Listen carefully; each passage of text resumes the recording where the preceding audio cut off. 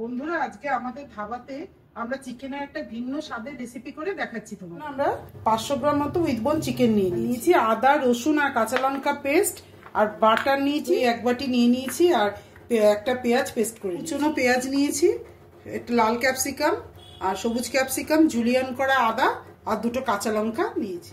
আমরা নিয়েছি এর জন্য ফোড়নে দেবো বলে গোটা গোলমরিচ নিয়েছি, দুটো তেজপাতা নিয়েছি আর গোটা গরম মশলা নিয়েছি, আর গোলমরিচের গুঁড়ো 1 চামচ। শুরু করছি। সাদা তেল দিয়ে দিয়েছি আর একটু বাটারও দিয়ে দিচ্ছি। দুটো তেজপাতা দিয়ে দিলাম, গোটা গরম মশলা দিয়ে দিলাম আর গোলমরিচ দিয়ে দিচ্ছি।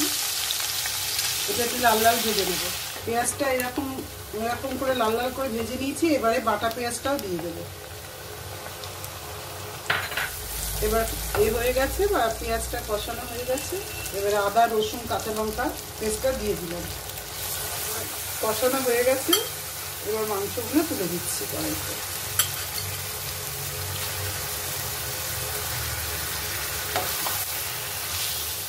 এবার টক দইটা দিয়ে দিলাম, জিরে গুঁড়ো, অনুযায়ী নুন,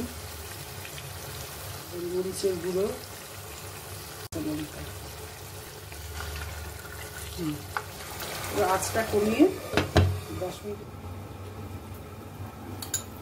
একটু বাটারে এই ক্যাপসিকামগুলো সতে করে নেব আর জুলিয়ান করা আদাটা।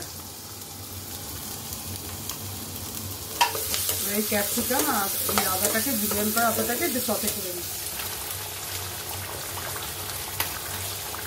হ্যাঁ, হয়ে গেছে। হ্যাঁ হ্যাঁ, হয়ে গেছে। দিয়ে দেবো।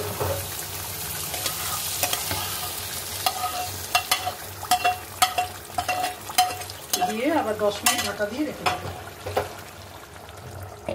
এবার একটু ঢাকা দিয়ে 5 মিনিট রেখে দেবো।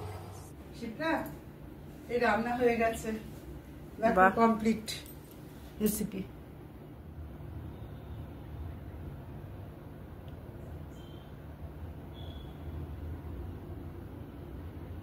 একটু টেস্ট করে দেখো তো কেমন হলো। দেখতে তো খুব সুন্দর হয়েছে, ফ্লেভারটা, গন্ধটা হেভি হয়েছে। এবার খেয়ে বলো। খুব সুন্দর হয়েছে, ভালো টেস্টি। হ্যাঁ, একদম টেস্টি হয়েছে।